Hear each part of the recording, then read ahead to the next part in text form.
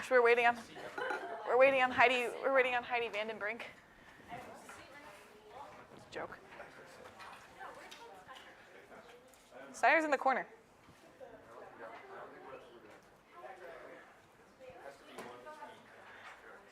Dan Adel.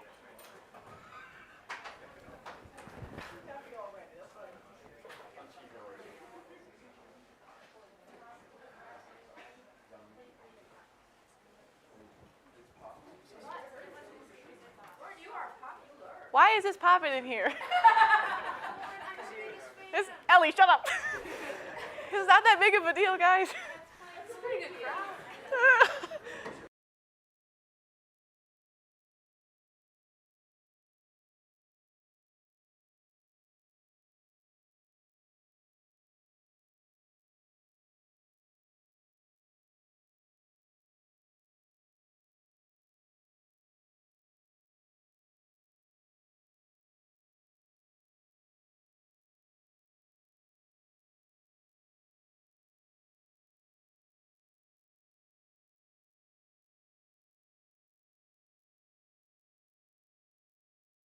The Lord is saying, take it into your brain and then write it in your words on a piece of paper.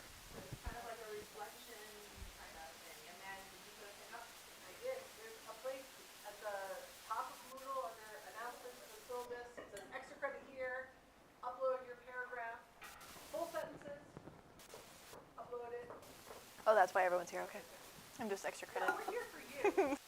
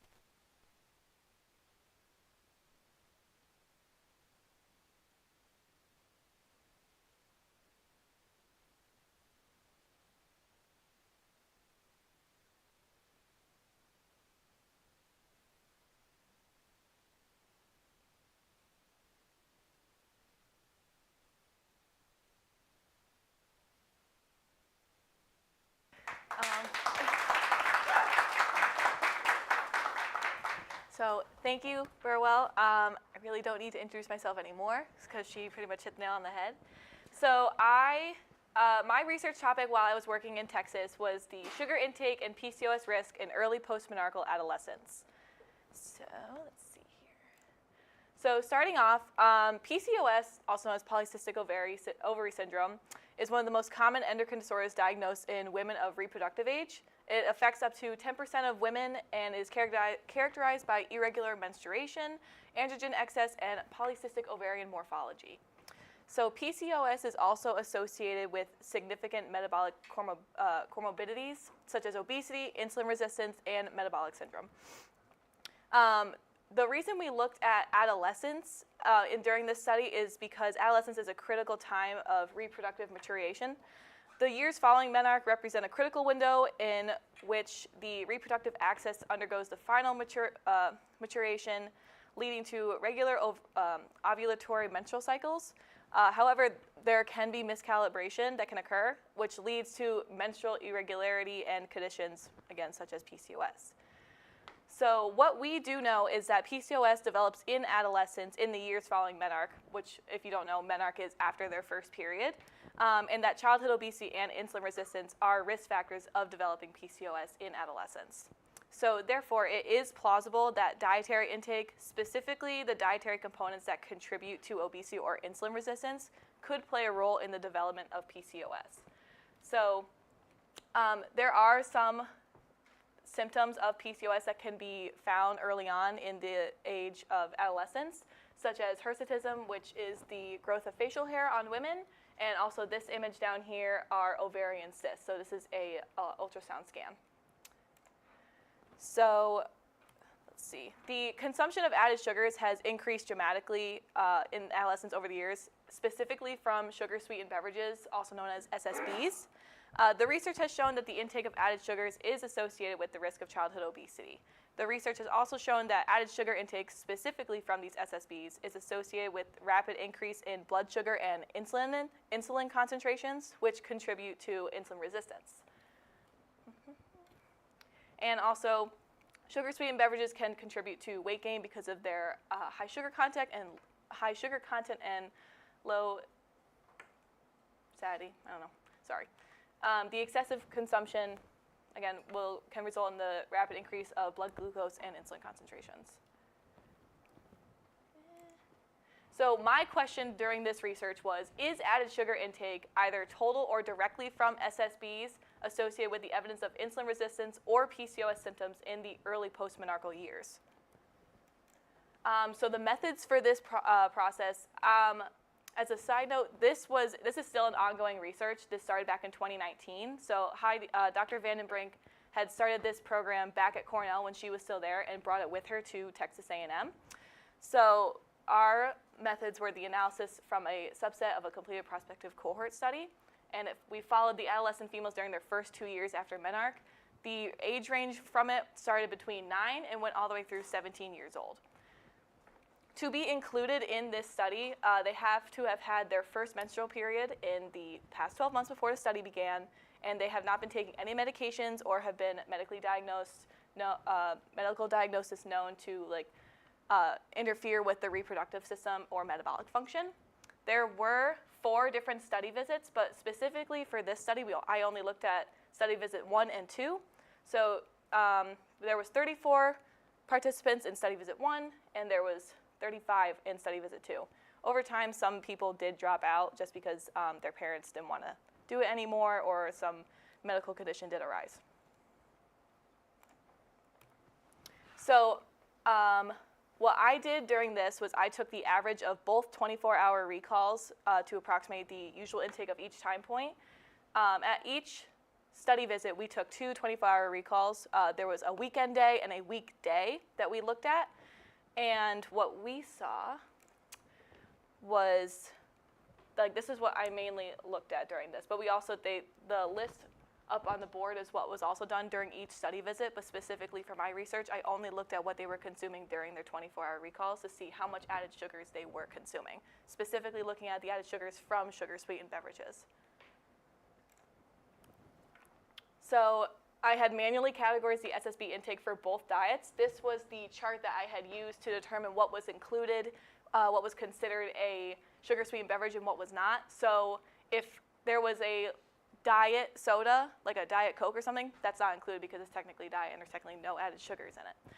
However, there was one girl that I did look at where she only drank Capri Suns. She did not drink any water. So she was one of the people that was at risk of PCOS. And it was interesting to look at how many children and young girls were consuming a high amount of sugar-sweetened beverages and just not drinking any water throughout the day. By using this chart, I had took the average of both, I had calculated the grams of sugar-sweetened beverage intake per 1,000 kcal and also calculated the total percent of calories from sugar-sweetened beverages. And the percent calories from the total added sugars was automatically calculated in the nutrition analysis software known as NDSR.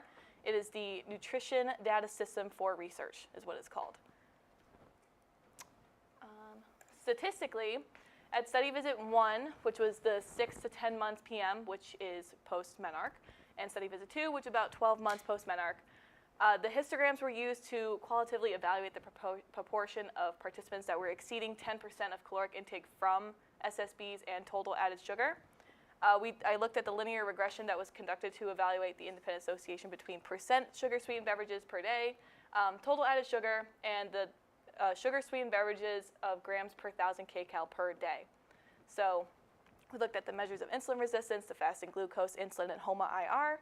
And then we also looked at the diagnostic features of PCOS, which led to irregular menstrual cycles, total testosterone, hirsutism, and FAI, as well as we did also include BMI to see how, if they were changing throughout the studies. Yeah. So these are the participant features across the study time points. We were able to see the percentage of how many participants had irregular and regular menstrual cycles. This was a big variable for me because a lot of the participants, when we did do the home visits and everything, or the Zoom visits to do the 24-hour recalls and just the regular visits, said that they were experiencing irregular or irregular periods. There was a lot of blood draws that were done at each visit as well to calculate the glucoregulation variables, as well as the BMI, waist-hip ratio, and just, again, calculating the dietary intake through the 24-hour dietary recalls. So on average, participants were consuming between 1,600 and 1,700 calories per day. They were within the normal BMI ranges, so they were lean and they had normal androgens. What we saw was that the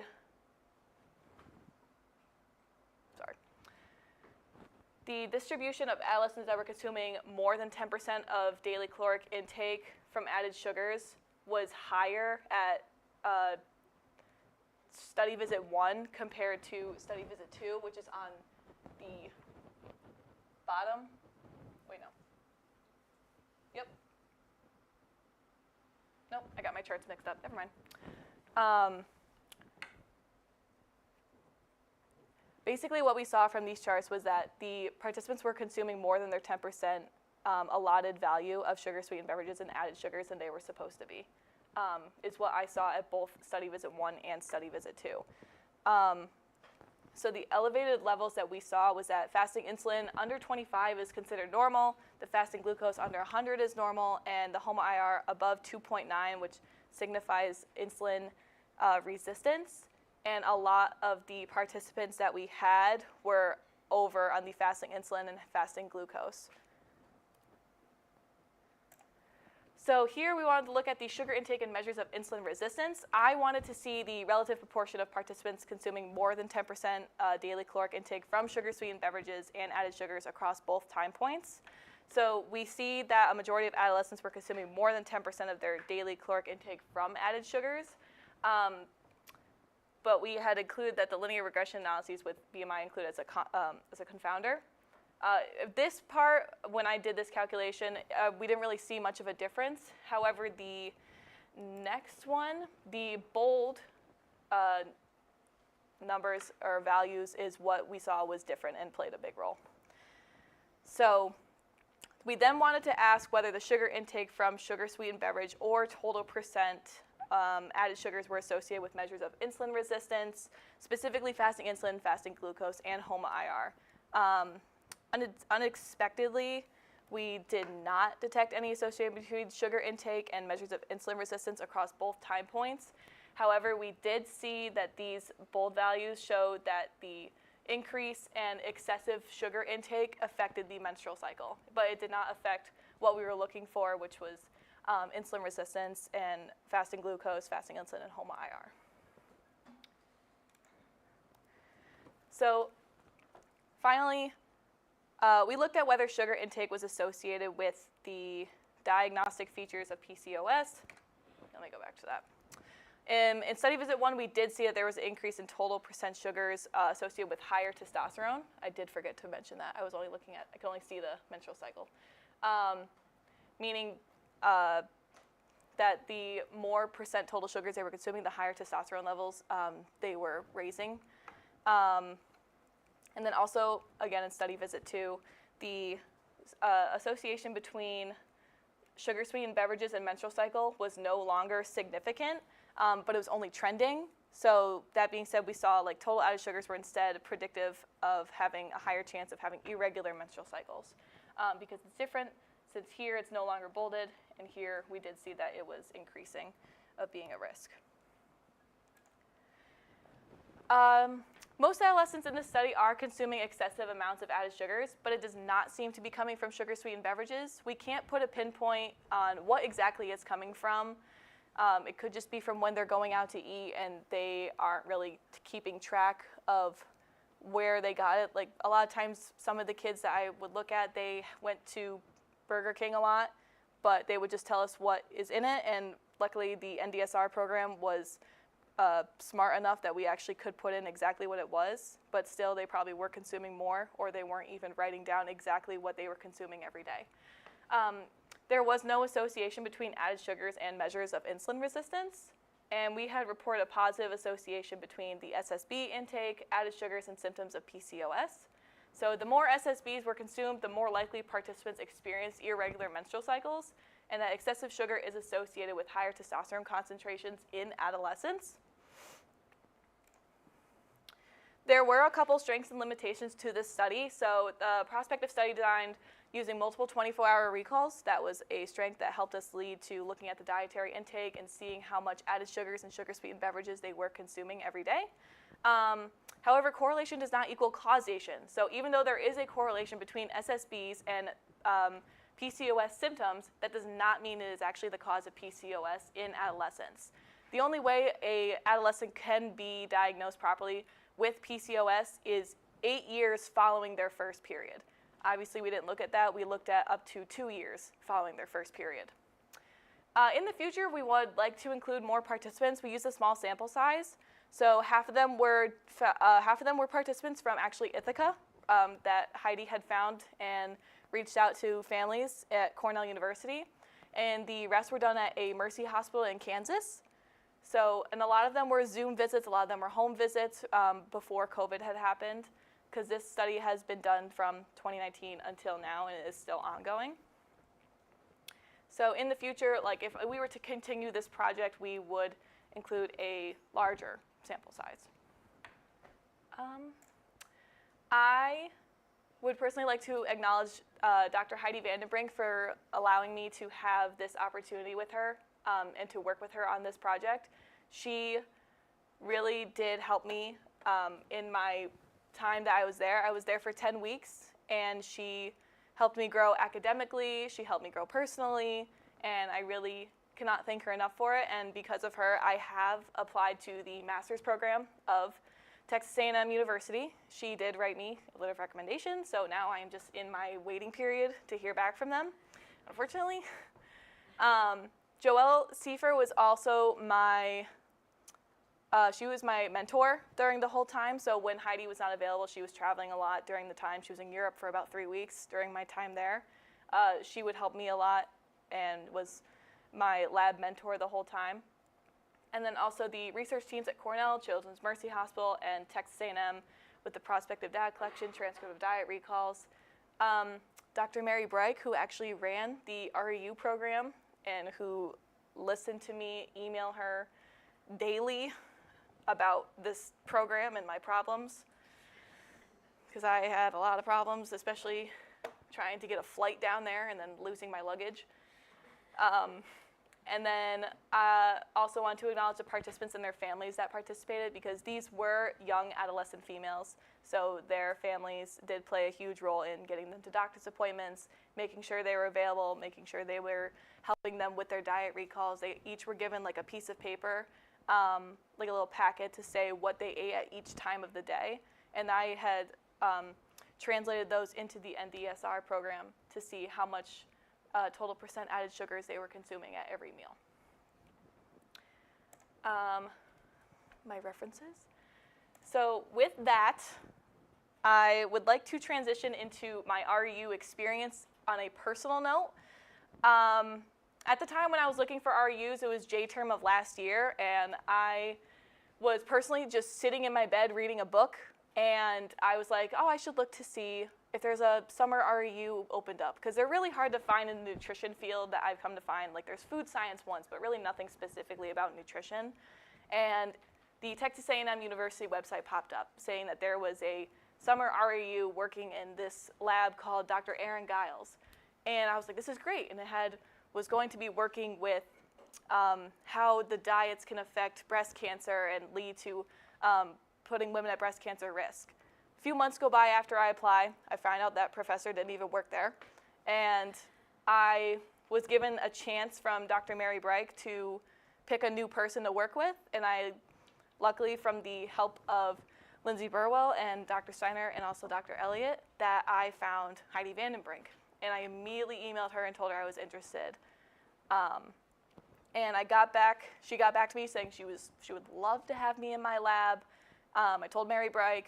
Mary Breik yelled at me because she told me I could not reach out to the professor directly. But then it worked out because I was leaving for a lacrosse game and I got an email saying, congratulations, you've been accepted for this position. And I come to find out a few weeks while I was there that I was one of 18 people that was there. There were over 1,000 applicants that had applied for that program. And all of us were from different parts of the country. Some of us were from California. I was the furthest. I was from New York. And I had 3 roommates. One was from Texas, one was from Maryland, and one was from Louisiana. And I will say, like, this may have been the best experience I've ever had. I learned a lot while I was there that I can take with me to my grad program that I took with me here, especially since I had to write a thesis while I was there, which led me to creating this presentation. And it inspired me and helped guide me into writing my senior thesis for Wells last semester. So this is honestly, that's a picture of when I presented it there. We had all presented our research at the Texas A&M Symposium for Research undergrads for the REU program. And we had, I had made a lot of friends that I still talk to this day. This front picture were my 2 roommates and still my 2 best friends that I talk to every single day. And we, unfortunately, we live far apart from each other. One lives in Texas, one lives in Maryland, so I don't get to see them as much. But I really enjoyed the experience because although you are working in a lab 40 hours a week, you still get time to explore the state. And sometimes you get days off if you have to. There was a couple of days where actually me and my roommates drove 2 hours to go to the Gulf of Mexico. We went to Galveston, and it was really cool just because we had that time off.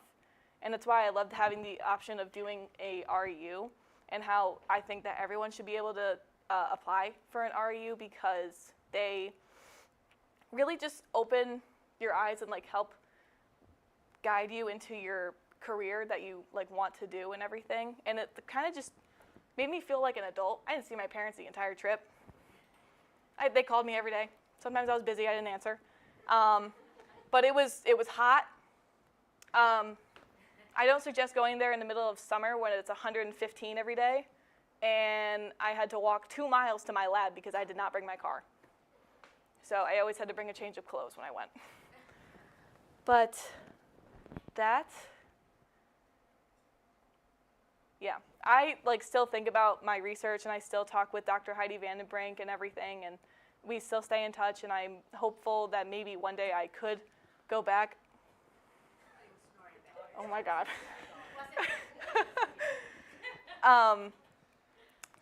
But I think that this research really helped inspire me.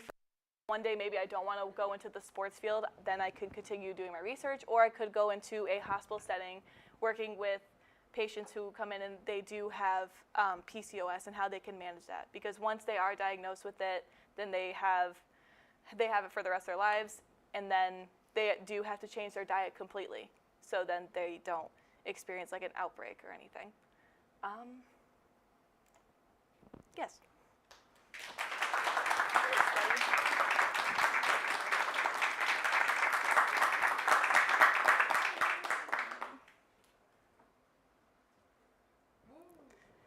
Schnurr. My question actually is a general question because you know what that is. So an REU is a research experience for undergrads. So a lot of the time they are, I think most of the time, they are done, they're held over the summer. Really when I found mine, I just looked up on Google, nutrition, REU, summer 2023. That's all I did, and like a bunch of them would pop up, or even whatever field you do or you're interested in, you could even type that in, because I know you send out emails all the time. Does not have to be biomedical. Make sure that you realize that it's a research experience for undergraduates. It's funded by the National Science Foundation, and they're in all sorts of different fields. So I do send out the BCS majors tend to get a lot of. I've been sending out just RUs right now, but that doesn't mean that you couldn't look at that place that I sent it and see if they have other ones more in your field. And then in the health sciences, they fall under more categories than just REUs. That's the sheep and a bunch of other things too. And Lauren did say this, but they do pay you. Usually they provide housing, and so it's really an amazing opportunity to go and do research with somebody for an extended period of time. You always have to do some sort of presentation at the end. Yeah. And that's kind of a key part of it. So I did an REU when I was a sophomore in college, and it's just something that, it kind of sets you on a different path, really. Yeah. Some places don't provide housing, but I got really lucky that mine provided me with housing. They gave me travel reimbursement. I had a stipend of $1,750 for food, but then I also they paid me $6,000 to be there to do the research. So that's going to come out of my taxes. Yes, Ellie? You said you started in 2019. How did that work where you do your experiment and then just continue researching it? So Dr. Vandenbrink started this research back in 2019. So by going, if we were going like this, my research just was a branch off. So she wanted me to look at something specific from that research. So I can't quite remember what her actual research title is called, like what she's looking at specifically, but my point was looking at how added sugars could lead to PCOS, in specifically the adolescents. So all of the dietary recalls that I looked at, they were, all the dates on them, they're pictures of pieces of paper that just say 2019 on them. So each participant had filled it out, and then I had scans of them that I would input into the NDSR program to look at the added sugars, their caloric intake. That program showed me everything. It was a very high working program. Izzy. What is the average age that people are diagnosed with PCOS? So typically, it depends on when they get their first period. So some female adolescents can get their period later than others. But typically, it starts around the early middle school ages, and they can't be diagnosed with PCOS until 8 years after they've had their first period. That's when their ovaries have mostly evolved and everything. So then they can actually look to see if they have ovarian cysts. But they're still keeping an eye on irregular menstrual cycles, hirsutism, obesity, insulin resistance, fasting glucose, stuff like that. And is the insulin resistance, would that have been evident, if they were going to develop PCOS? Yes. It would have been evident, Yep. That early when they first get It could have been.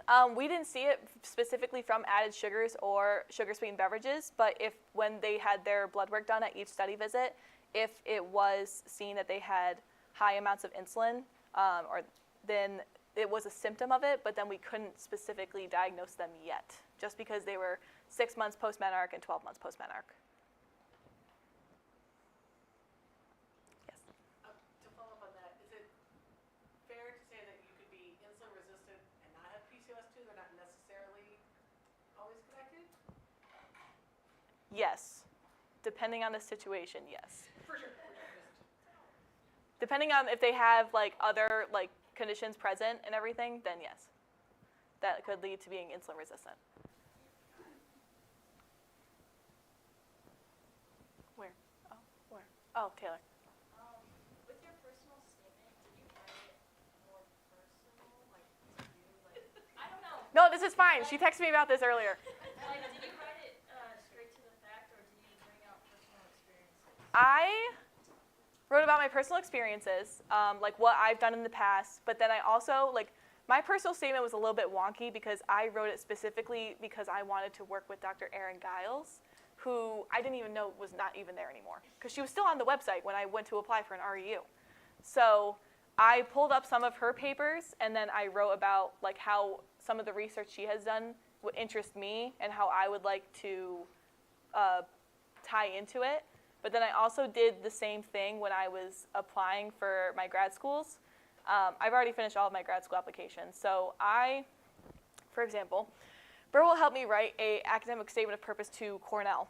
And I wrote about how I would like to work in a lab with Marla. And I pulled up some of her papers and wrote about how her research interests me and how I would like to be a part of that, what I can bring to that, and my personal take on it. Like, okay, you did this. How about we take a little sport turn on it? Because I'm interested in sports nutrition. But I did write about my personal experiences, what I've done, my personal interests, and then specifically gassing up the researcher that I want to work with. In the nicest way, yes. So I have a question about the research. Okay. So added sugars, you saw people that had more added sugars tended to have or be at a greater risk for PCOS. Mm-hmm. And you did 24-hour refills. I'm wondering if the people that consumed more of these added sugar beverages, were they consuming more calories in general? And do you also, you might not know that, that's okay. I'm also wondering if you know, did they have a higher BMI than people, than their counterparts who didn't? So we did take the average of everyone's BMI, and they were within normal range. So none of the participants and I had also talked to Heidi about this too, asking if some of them were at risk of childhood obesity or were they already obese, and she said no, that they were already lean. But that, I'm sorry, repeat the question, I already forgot. So you answered part of it. The other part was, were the people that were intaking more of the sugar beverages, were they intaking more calories in general? Some days, yes, it depended. So we asked them to do one weekend day, like a Saturday or Sunday, and then a weekday. So obviously sometimes their weekend day might be a little bit higher than their weekday. But they were all between the ranges of consuming between 1,600 and 1,700 calories a day, which was normal for them at their age to be consuming. But that was just their total caloric intake for the day. But some days their added sugars from sugar-sweetened beverages or added sugars alone from something else were higher, and we did configure that in. Yes. I don't know if you had access to this data, but I'm just interested. Did you have any of the participant history or anything like that? And did any, I would be interested to look at if any of the participants' parents Mhm. had PCOS and if they are in the study because it was a familial thing, or? I think we did. There was a actual paper that was sent out to the families, letting them know what they have to be if they can be included in it. But I can't remember if they included participants who's had a grandmother or mother or aunt that had PCOS. Yeah. The only things that they actually that Heidi actually had me look at was their 24-hour diet recalls and everything. But yeah, Bailey. How did you look at calorie intakes for things that weren't prepackaged? How did they weigh things, or did they just have to be careful about what they were? So they would write down things like a granola bar. They would say the brand, so the Chewy granola bar. And because the program I used was so high tech, it already knew what it was. Right, but for homemade food that It's made of. Yeah, so actually, yes. So a lot of times there were homemade foods, someone had included a homemade banana bread loaf, but the parent would put the recipe in. We asked them that if they included something that was homemade, to include the recipe so we can see what the ingredients were. Ellie. You said that you were tracking just a weekend and a weekday, so you weren't tracking every single day. Over how long? What was the period of time that you were watching your caloric intake? So we only during the study visits. So it would go from 6 months, 12 months, 18 months, and then 24. So there were 4 study visits. So every time we had a study visit, we would collect the 2 24-hour diet recalls from each one. So we just did 2 at each study visit. So in total, I've looked at 4 dietary 24-hour dietary recalls from each participant.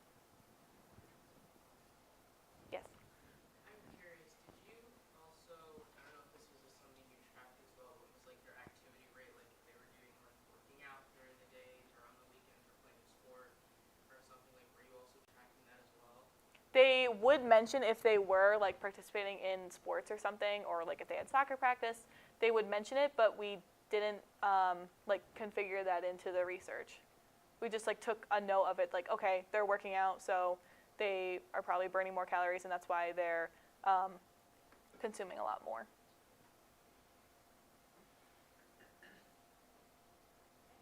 Good, well, let's thank Lauren.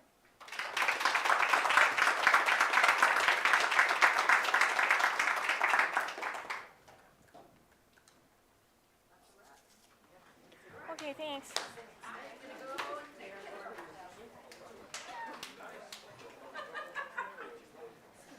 I'm sweaty. You got a little nervous? I got a little nervous. I blanked on my